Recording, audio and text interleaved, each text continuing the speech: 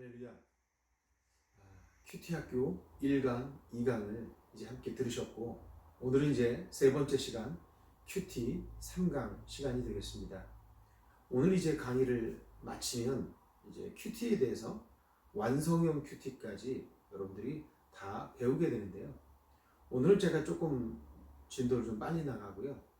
실습은 오늘 하지 않도록 하겠습니다. 그리고 오늘까지 이야기를 들으면 조금 어렵다고 생각하실 수 있어요.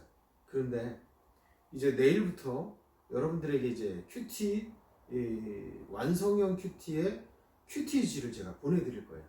그거를 보시면 굉장히 수월하실 겁니다. 처음에 제가 큐티 학교를 시작하면서 말씀드렸죠. 큐티 어려운 것이 아니라 그동안 내가 해보지 않았기 때문에 익숙하지 않은 것이라고 말씀드렸습니다. 오늘 제 큐티 세 번째 시간을 한번 또 들으면서 말씀 속에서 깊은 보화를 캐낼 수 있는 저와 여러분이 되길 바랍니다. 큐티 3강은 주님 뒤를 따르기라는 제목으로 시작해 보겠습니다. 들어가면서 한번 여러분 이 그림 서핑을 하는 그림이거든요. 저도 사실은 서핑을 해보지는 않았습니다. 1.5m 내지는 2.7m 정도 되는 그 보드를 타고 파도를 가르는 아주 너무 스릴 넘치고 멋진 그런 운동인 것 같습니다. 근데 처음부터 이렇게 파도 타기를 하는 사람이 보드를 타자마자 이렇게 잘했을까요? 아마 그러지는 않았을 겁니다. 그 서퍼가 그 파도 타기를 하기 위해서는 굉장히 많은 시간이 필요하고 균형 감각과 또 파도를 타는 그 보드에 대한 위치와 발의 위치 그런 것들을 통해서 앞으로도 빨리 가고 또 방향도 조정하고 이런 것들을 할 수 있게 되죠. 처음부터 이렇게 쉽게 되는 일은 아닙니다. 아마 여러분들이 자전거를 배우신 분들은 또 아실 것 같아요. 자전거도 마찬가지 아닙니까? 처음부터 딱 잘 타는 사람은 없어요. 넘어지고 그렇게 훈련하다 보니까 반복하다 보니까 나중에 잘 타게 되더라는 거죠. 내가 원하는 곳으로 갈 수 있고요. 원하는 곳에 멈추고 또 갈 수 있고 또 천천히 가기도 하고 빨리 가기도 하고 그런 것들을 조정할 수 있게 되는 겁니다. 그래서 이 큐티도 마찬가지입니다. 큐티를 처음 봤는데 안 해보신 분들이 익숙하지 않으니까 어렵다고 생각하는 거예요. 전혀 어려운 것이 아니라 우리가 해보질 않았기 때문에 익숙하지 않을 뿐입니다. 베드로전서 1장 10절 말씀을 보시면요. 이 구원에 대하여는 너희에게 임할 은혜를 예언하던 선지자들이 연구하고 부지런히 살펴서. 그러니까 은혜를 예언하던 선지자들이 연구하고 부지런히 살펴야 되는 거예요. 이건 그냥 눈으로 쑥 봐서 되는 문제가 아니라는 거죠. 그래서요. 반복이 필요한 거예요. 반복은 우리 한계를 깨뜨리는 작업이 되는 거예요. 처음에 제가 운전을 할 때는요.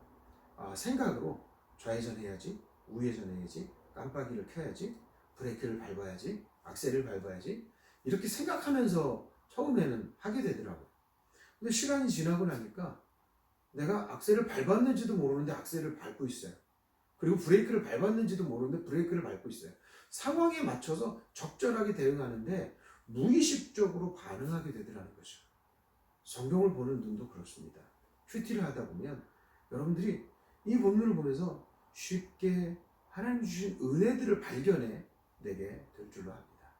이제 D형 큐티, 완성형 큐티라고 하는데 그 D형 큐티를 이제 제가 하나씩 설명을 드려보도록 하겠습니다.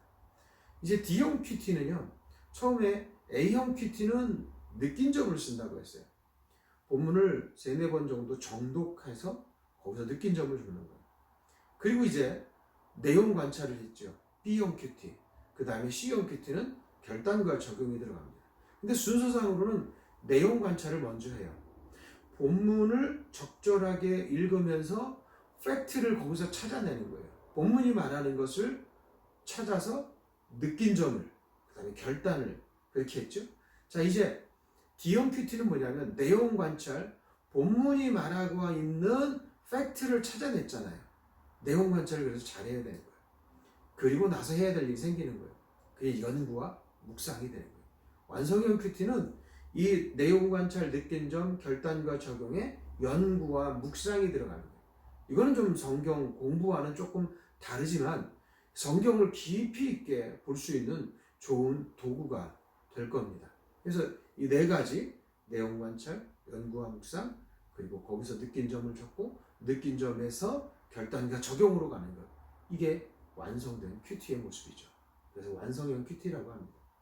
그럼 이제 D형 큐티에 있어서 내용 관찰이라고 하는 것은 이전에 했던 걸 복습하면서 말씀을 드리는 거기도 합니다. 내용 관찰은 본문을 요약하는 겁니다. 성경 본문의 사실을 찾아내서 하나하나씩 정리해 보는 거예요. 그래서 본문이 말하는 요지는 이거구나. 본문을 충분히 이해하죠. 세네 번 묵상하고 그리고 내용 관찰을 해보는 거예요. 그러다 보면 이제 세네 번뿐만 아니라 더 많이 읽게 돼 있어요. 어떤 부분은 더 집중해서 보게 되고요. 자, 연구와 묵상을 위해서 내용 관찰은 필수예요. 꼭 들어가야 되는 거죠. 그리고 본문의 분위기와 흐름을 이제 정리할 수 있도록 하는 겁니다. 요한복음 4장 3절로 14절까지 말씀은 예수님께서 수가성의 여인과 대화하는 장면이 나옵니다. 우물가에서 만난 그 여인, 그 사건이 기록되어 있는 것이 본문인데요. 그 본문을 가지고 단락을 구분해 봤어요.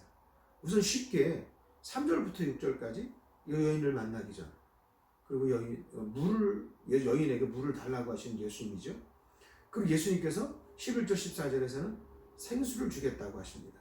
이 본문을 이렇게 좀 단순하게 아주 간략하게 본문을 구분을 해봤어요. 단락을 구분해봤어요. 자, 이걸 한번 좀 다시 조금 더 깊이 있게 보면요. 3절에서 6절은 유대를 떠나 사마리아 수가성에 오신 예수님.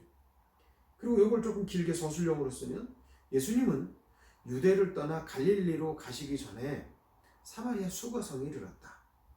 그리고 두 번째 7절부터 10절은요. 소제목을 이렇게 정해보죠. 사마리아 여인에게 물을 달라고 하시는 예수님. 서술형으로 쓰면 예수님은 사마리아 여인에게 물을 달라고 청하죠. 자, 11절과 14절은 또 이렇게 요약합니다. 소제목은 영원히 목마르지 않는 생수를 주시는 예수님. 서술형으로는 예수님은 사마리아 여인에게 영원히 목마르지 않는 생수를 주겠다고 말씀하셨습니다. 이게 이제 세 단락으로 나눴죠. 그러니까 한눈에 요약을 해서 볼 수 있습니다. 자, 이 서술형으로 쓰여져 있는 것들을 적절한 접속사를 붙여서 내용 관찰을 쓰게 됩니다. 내용 관찰은 예수님은 유대를 떠나 갈릴리로 가시기 전에 사마리아 수가성에 이르셨다. 그때 예수님은 사마리아 여인에게 물을 달라고 청하죠. 그리고 예수님은 사마리아 여인에게 영원히 목마르지 않는 생수를 주겠다고 말씀하십니다. 이게 이제 내용 관찰이 되는 거예요. 내용 관찰. 본문이 말하는 것들을 요약해서 적는 거예요. 자, 두 번째 단계는 이제 우리 D형 관찰에 포함됐던 D형 큐티에 포함이 되는 연구와 묵상의 단계입니다. 연구와 묵상. 묵상이라는 단어는 메디테이션인데 라틴어는 메디타리. 이 뜻은 주의하다, 밤새우다, 마음으로 생각하다. 그리고 단련하다, 익숙해지다 라는 뜻이 함축되어져 있는 거예요. 그 말씀을 주의해서 마음으로 생각하면서 깊이 읽어보는 거예요. 생각해보는 거예요.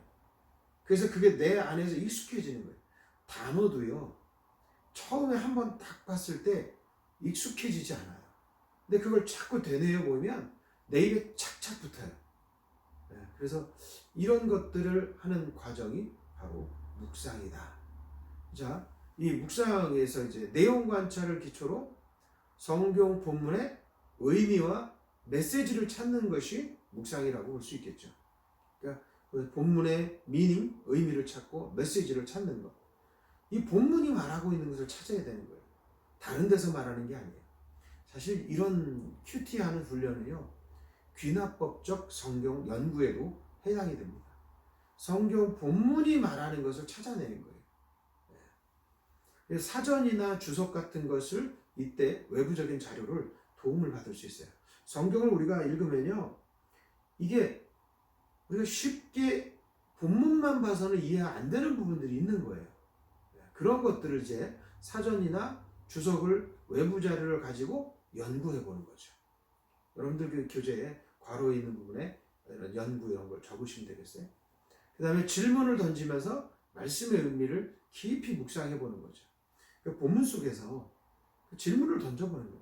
연구와 묵상에서 중요한 것 하나는 바로 질문을 하는 거예요. 본문을 방향을 정하고요. 연구하는 방향을 정하고, 그리고 본문이 말하는 것들을 요약해서 한쪽으로 다 흘러가게 만드는 질문들을 던지는 거예요. 이 질문을 만드는 게 쉽진 않죠. 그런데 자꾸 하다 보면요, 익숙해지고 편해지게 될 겁니다.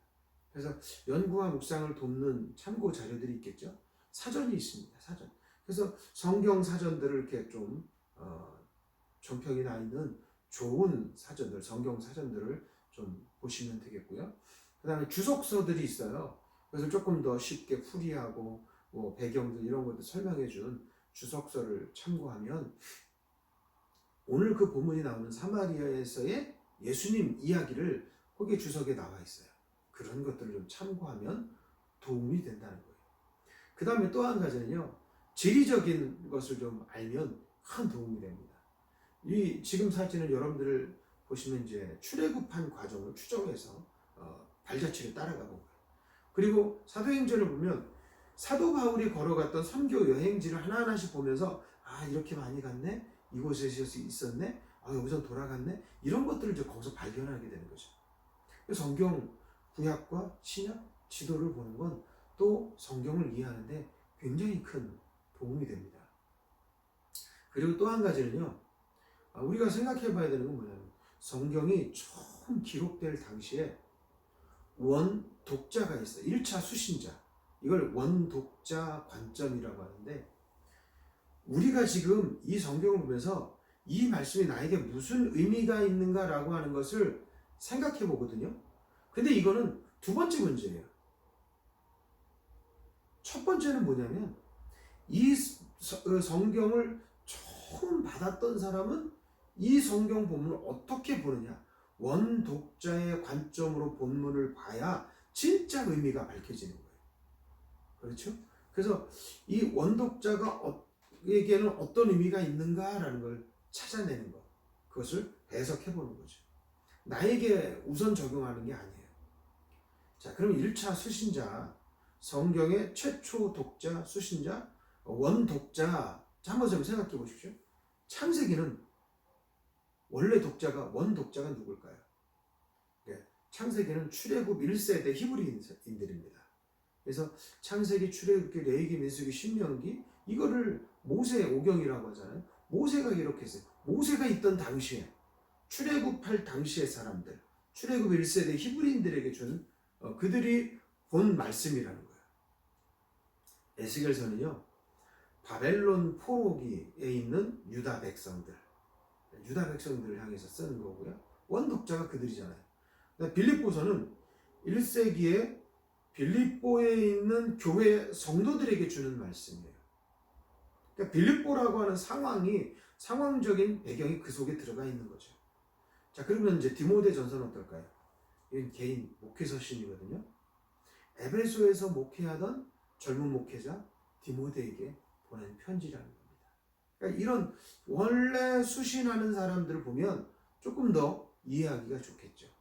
마태복음 유대 기독교인들에게 보낸 편지가 되겠죠. 자, 그리고 이제 또 하나 중요한 것은 이 묵상에 있어서 왜라는 질문이 굉장히 중요합니다. 왜라는 질문. 왜? Why? 이걸 질문을 던져보는 거예요.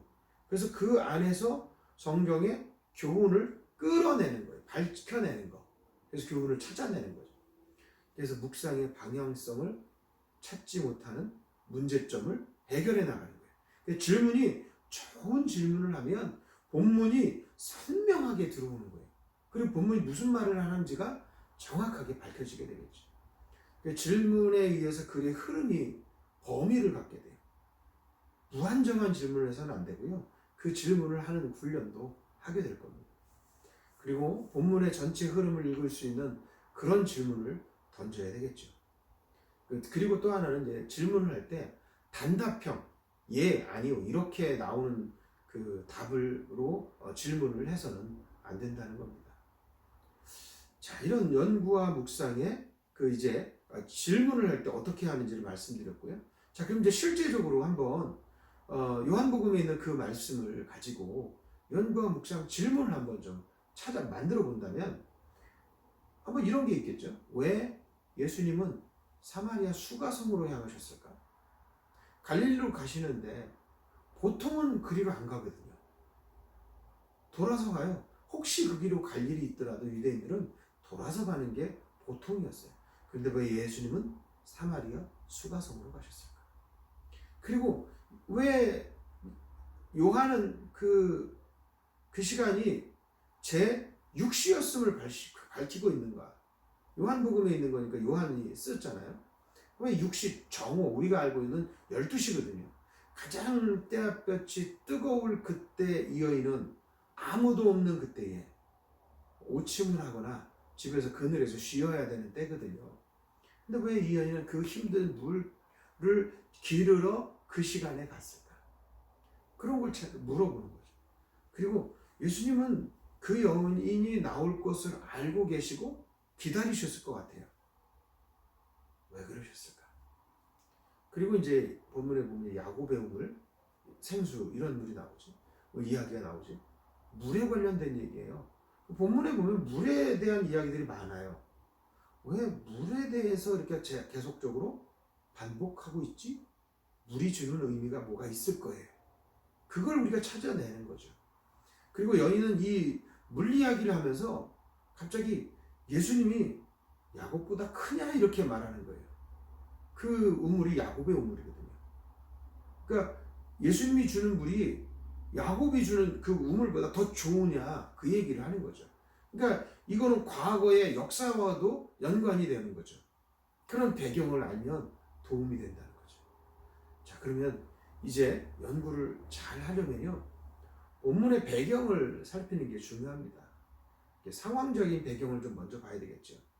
유대인과 사마리아는 사실 굉장히 적대적인 겁니다. 같은 민족이었어요. 출애굽한 같은 민족이었는데 왕정을 하면서 솔로몬 이후에 나라가 둘로 나뉘었어요. 남쪽은 남유다, 북쪽은 북이스라엘. 이렇게 둘로 나뉘었어요. 자, 예루살렘에서 예배를 드리던 남유다 사람들, 그들은 여기서 예배를 드리면 돼요. 근데 북이스라엘로 나뉘어졌는데 그들은 예루살렘으로 가서 예배를 드리네? 아, 그럴 수 없다. 그리심산에 예배하는 처소를 만든 거예요. 그래서 그들은 이제 이 적대적인 관계였고, 그 다음에 이게 지리적인 배경, 말씀드린 대로 이 그리심산에 야곱의 우물이 있고, 그리고 유대인이나 사마리아 모두에게 사실 그 거룩한 장소라는 것, 그 예배하는 처소가 있는 곳. 자, 그리고 이제 문화적인 배경을 보면 유대인 교사들은 특별히 여자 아니면 뭐 특별히 사마리아 여인과 이야기한다? 이렇게 있을 수 없는 얘기예요. 별로 그렇게 일어나는 일이 아니라는 거예요. 종교적인 배경으로는 아까 말씀드린 대로 이제 예루살렘 성전에서 예배를 드렸었는데 북이스라엘 사람들이 또 예루살렘으로 가. 아, 이건 있을 수 없다. 그래서 그리심산에 각자의 성전을 두고 각자 예배를 드리게 됐어요. 그래서 문제는 뭐냐면 예루살렘의 예배를 이들은 북이스라엘 사람들 무시하고 남유다 사람들은 거긴 정통성이 없다. 예루살렘이 정통성이 있다. 그래서 그리심산 예배를 무시했어요. 예배를 멸시했던 거죠. 이런 종교적인 배경이 있었다는 거죠. 또 하나는 이제 시간적 그리고 장소적으로 좀 파악을 해봐야 되겠죠. 시간. 왜 그 때볕에 가장 더운 정오에 갔을까? 그리고 사마리아의 수가성을 지나간 거예요. 갈릴리로 가야 되는데 보통은 돌아서 가거든요. 근데 왜 거기 관통해서 갔을까? 그렇죠. 이런 것들 좀 파악해보는 거예요. 그리고 또 하나 중요한 것은요, 성경을 기록할 당시에는 성경을 하나의 두루마리로 처음부터 1장 1절부터 마지막 절까지 쭉 적어놓은 거예요. 성경을 읽을 때 한 권을 처음부터 끝까지 다 읽는 게 맞아요. 근데 이걸 인쇄하는 과정이나 또 읽기에 편하게 장을 구분해 놓고 절을 구분해 놨어요. 그리고 또 좀 친절하게 동그라미를 쳐놓고 위에 이제 몇 절부터 몇 절까지 소 제목 적어놓고 이런 것들을 작업을 이제 후대에 한 거예요. 후대. 근데 우리는 그걸 이제 지금 보니까 성경이 마치 처음부터 장절이 구분된 것처럼 보게 된다는 거예요. 그렇지 않다는 거예요. 그래서 성경을 볼 때 지금 우리가 그 수가성 여인에 만나서 이야기하는 장면이지만 그 앞에서는 무슨 일이 있었는지 그리고 뒤에서는 무슨 일이 있는지 이걸 전후 문맥을 같이 보면 이 본문의 내용이 더욱더 선명하게 무슨 말씀하고 있구나 이거를 깨달을 수 있는 거죠. 그래서 이전 문맥을 보면 요한복음 3장 1절부터 4장 2절까지 바리새인 그 니고데모에게 영생을 주신 하나님의 사랑 그리고 거듭남의 신비를 예수님께서 말씀해 주시죠. 그 예수님이 어떤 분이신지 증언한 세례 요한의 이야기가 거기에 담겨져 있는 거예요. 그러니까 하나님의 사랑, 거듭남의 신비, 영생 이런 얘기가 들어가 있죠. 그리고 이제 오늘 본문에 이제 수가성 여인 만난 이야기, 물 이야기, 생수 이야기가 나온 거고요. 그 다음에 이제 그 본문 이후에 어떤 일이 이후 문맥을 좀 봐야 되겠죠. 요한복음 4장 15절로 26절을 보면 그 사마리아 여인과의 대화를 통해서 진정한 예배가 뭐냐 그리고 메시아가 누구신지를 가르쳐주고 계신 거예요. 예수님께서 친히. 자, 그렇다고 하면 이게 예배하고도 연관이 되어 있는 거예요. 예배하는 자가 신령과 진정으로 예배할지니라가 4장 24절 말씀 아닙니까?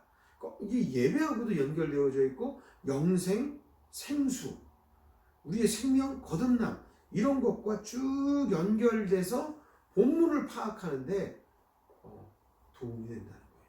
그래서 전후 문맥을 확인해보고 연구하는 게 도움이 되겠죠. 그 다음에 또 하나 이제 깊이 이제 들어갑니다. 하나하나씩 단어를 연구하는 거예요. 그리고 수식어를 연구하는 거죠. 여기서 아까도 말씀드린 것처럼 그 야곱의 우물이 나오거든요. 그리심산 북동쪽 기슭인 세겜, 오늘날로 보면 텔 발라타에 있는 우물이에요. 이스라엘 백성들에게는 그 중요한 의미가 있는 그런 우물이죠. 고대에는 이 유적지 위에 비잔틴 교회가 세워졌고 십자군 운동 때 다시 재건되기도 했어요. 지금은 이제 헬라 정교회 건물이 건설 중이라고 합니다. 그 다음에 생수, 리빙워터, 그 생명수와 같은 말로서 끓이거나 소독지 않은 맑은 샘물을 말하겠죠. 생수. 그 다음에 이제 어니우, 다시, 이게 새로라는 뜻이죠. 모든 동사들과 함께 사용되어져서 행동의 재개시, 반복 이런 의미를 말한다는 거예요. 그래서 단어 하나하나를 또 연구하고요. 수식어를 또 좀 찾아보는 거예요. 그리고 이제 본문이 계속해서 반복하는 단어가 있어요. 그리고 대조하는 게 있거든요. 오늘 본문에서 반복하는 단어 중에 보면 물이라는 단어가 8번이 나와요. 사마리아인이 6번이 나오고요. 그걸 쭉 정리해 보는 거예요. 그러면 물이라는 단어를 8번 사용했다면 물이 중요하다는 거예요. 물로서 그 주제를 본인이 얘기하고 싶은 것을 말하고 있는 거죠. 그게 좀 더 선명해지잖아요. 그 다음에 또 한 가지 방법은요. 대조를 좀 찾아보면 도움이 돼요. 사마리아인과 유대인들을, 그 다음에 야곱의 우물, 예수님이 주는 물. 그래서 야곱과 예수님을 대조하죠. 그 다음에 이 물, 그리고 내가 주는 물, 구하다, 주다, 떠나다, 이르다. 이런 대조들을 보면서 의미들을 좀 더 선명하게 보게 될 수 있다는 거죠. 그래서 반복과 대조가 연구하는 데도 큰 도움이 됩니다. 자, 그러면 이제 묵상을 이제 연구를 했으면 이제 묵상을 해야 되잖아요. 묵상을 잘하려면 연구한 것을 중심으로 해서 묵상을 해나가면 됩니다. 자, 그런데 또 하나는 이제 하나님의 마음으로 헤아려서 묵상해 봐야 되겠죠. 하나님이 지금 어떤 마음으로 이 상황을 만드셨을까? 예수님은 이 여인에게 지금 무엇을 가르쳐주고 싶으신 것인가? 그걸 보면 되는 거예요. 그리고 또 하나는 이제 내가 그 등장인물이 되어보는 거예요. 그 여인이 되어보는 거예요. 그 여인이 돼서 왜 12시에 이 여인은 여기 왔을까? 남들 보기 창피해서? 남들이 눈에 띄지 않는 시간에 몰래 물을 길러 가는 이 여인의 마음을 좀 헤아려 보는 거죠. 그러면 좀 묵상이 좀 쉬워져요. 그리고 또 하나는 이제 성경도 글로 쓰여졌어요. 그래서 문학 장르로서 이 성경을 볼 수 있다는 거예요. 분명히 성경은 성령이 그 글을 쓴 그 기록자에게 감동을 주셔서 기록을 한 것이 맞습니다. 그런데 당시의 원 독자에게 주기 위해서는 그 글로 쓰는 문학적 장치들이 함께 포함되어져 있다는 거예요. 그러니까 문학적인 장르들로 우리가 해석해 본다면 조금 더 이해하는데 수월해질 겁니다. 그러니까 각 성경의 문학 장르가 무엇인지 먼저 파악을 하게 되죠. 이를 고려해서 연구하고 묵상하면 훨씬 더 풍성한 감동, 깊이 있는 말씀의 세계를 경험하게 될 겁니다. 성경에 보면 이제 역사서가 있죠. 우선 시간의 흐름대로 기록되어져 있거나 그 당시의 역사를 기록한 것. 구약에는 이렇게 역사서들이 많아요. 그죠? 그 다음에 신약에는 복음서와 사도행전이 역사서라고 볼 수 있습니다. 이제 장소 및 시간적인 배경을 충분히 살펴보면 역사이기 때문에 연구하기가 수월해지겠죠. 그리고 등장인물의 관계, 대화 이런 것들 고려해 보면 문맥을 파악할 수 있습니다. 이게 이제 역사서를 보는 눈이죠. 이제 시가서를 보는 눈은요. 이제 시가서는 구약에는 욥시 잠저나 이렇게 5권입니다. 그러니까 저자의 마음과 심정을 공감하면서 묵상해 보는 거예요. 그리고 이런 여호와는 나의 목자시니 내게 부족함이 없으리로다.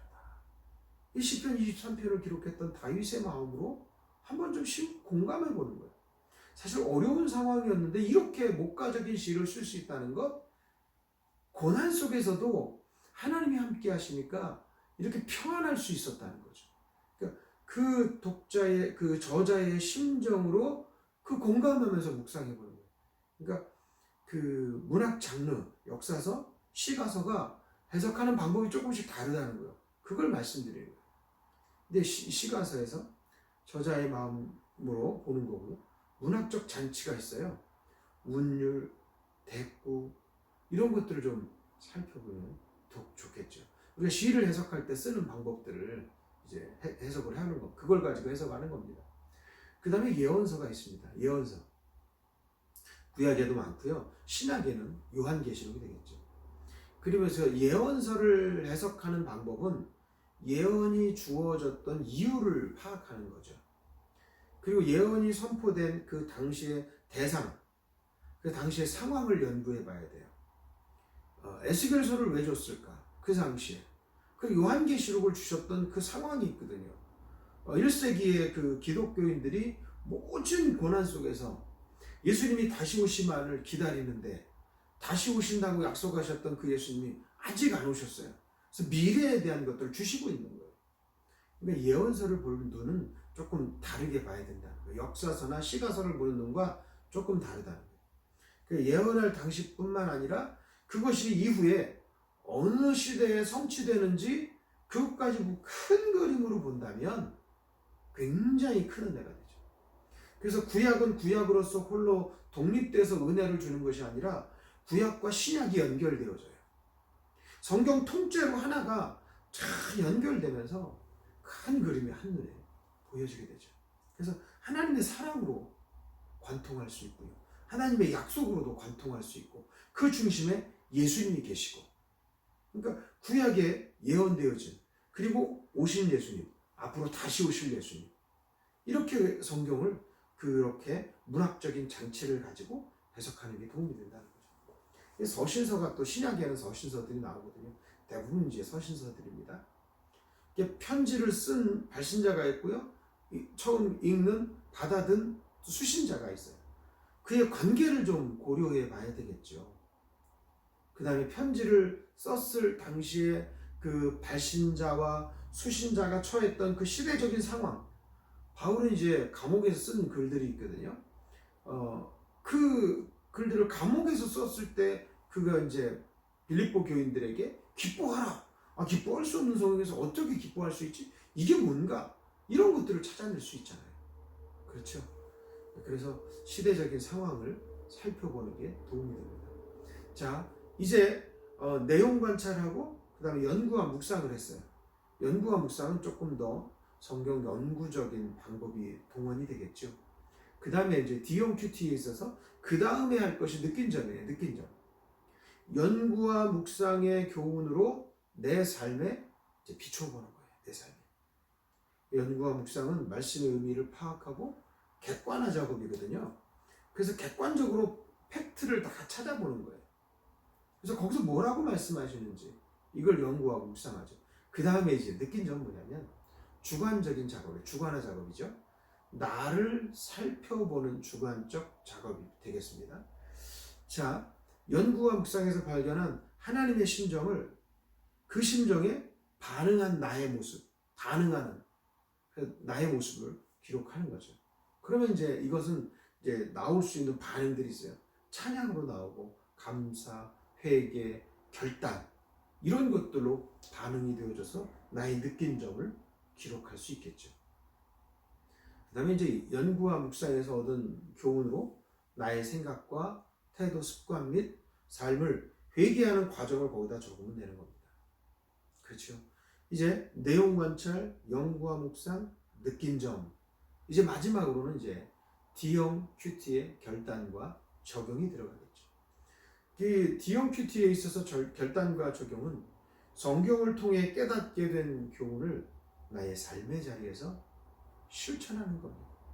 이거는 이제 느낀 점의 내용과 연관지어서 결단을 해야 되는 거예요. 그리고 적용할 것을 찾아야 되겠죠. 적용의 네 가지 원리는 말씀드렸죠.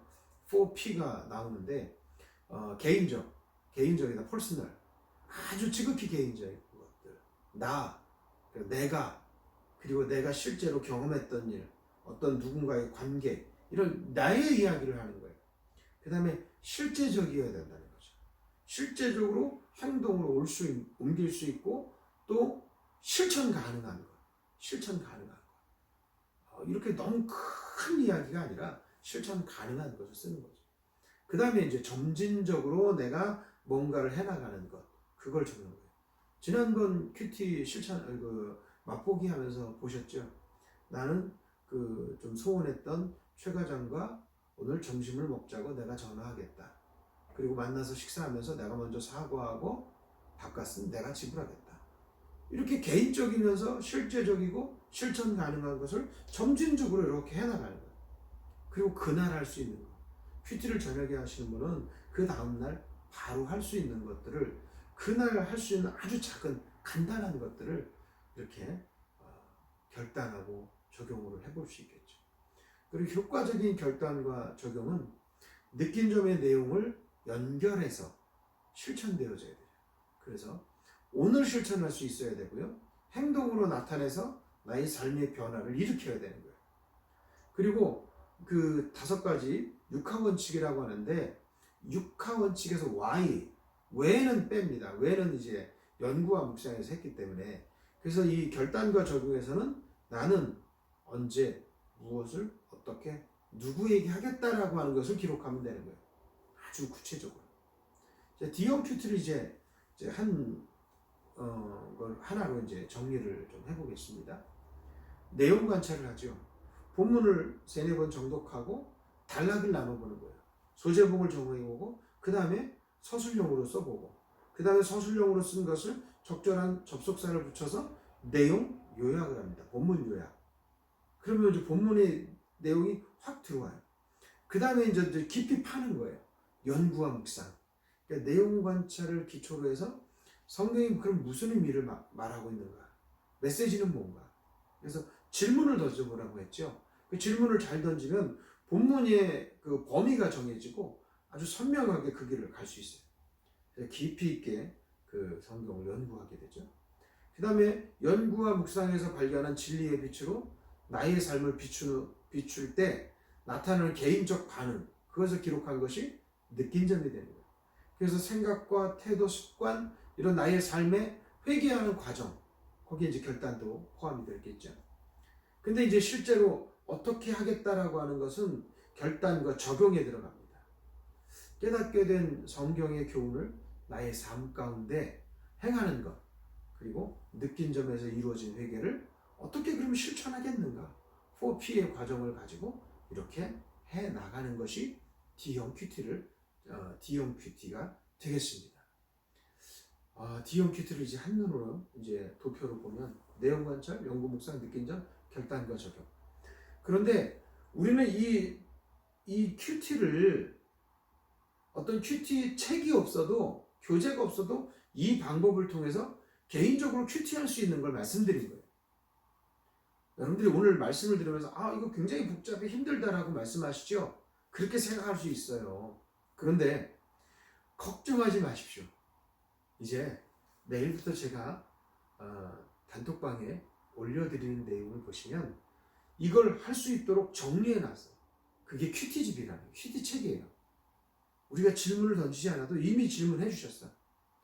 그 성경학자들이 또 목회하시는 분들이 그걸 다 만들어 놓으셨어요. 우리는 그 흐름 안에서 한 20분에서 30분만 하루에 딱 소요하면 그 큐티를 잘 할 수 있어요. 어떤 범위에서 벗어나지 않고 할 수 있다는 거예요.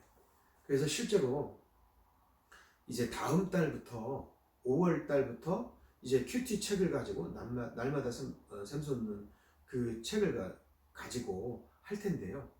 여러분들이 이제 다음 주부터 이 큐티를 이제 하겠다고 신청하신 분, 이제 큐티 강의를 들으신 분들은 이제 교재비가 3만 원이에요. 그래서 그걸 좀 제출해 주시면 되겠고요. 이미 제출해 주신 분도 계신데 이제 지금까지 이야기들은 성경을 큐티할 때에 말씀을 큐티할 때에 어떤 교재나 도움 없이 혼자서 할 수 있는 방법을 다 말씀드린 거예요.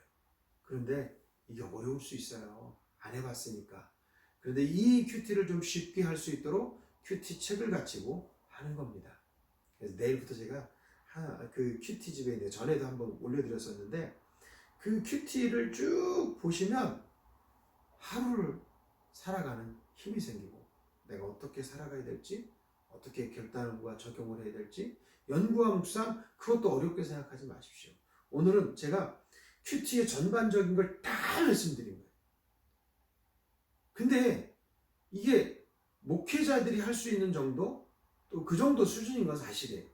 근데 이거를 쉽게 할 수 있도록 이제 내일부터 알려드리겠습니다. 너무 겁먹지 마십시오. 처음부터 제가 말씀드렸죠. 큐티 어렵게 느낄 뿐입니다. 반복하고 반복하면 가장 쉬운 성경의 은혜를 체험하는 방법이 될 겁니다. 오늘은 실습을 하지 않고요. 오늘 여기까지 마치도록 하겠습니다. 여러분 우리 함께 큐티를 통해서 하나님의 귀한 은혜를 경험할 수 있기를 주님의 이름으로 축원합니다.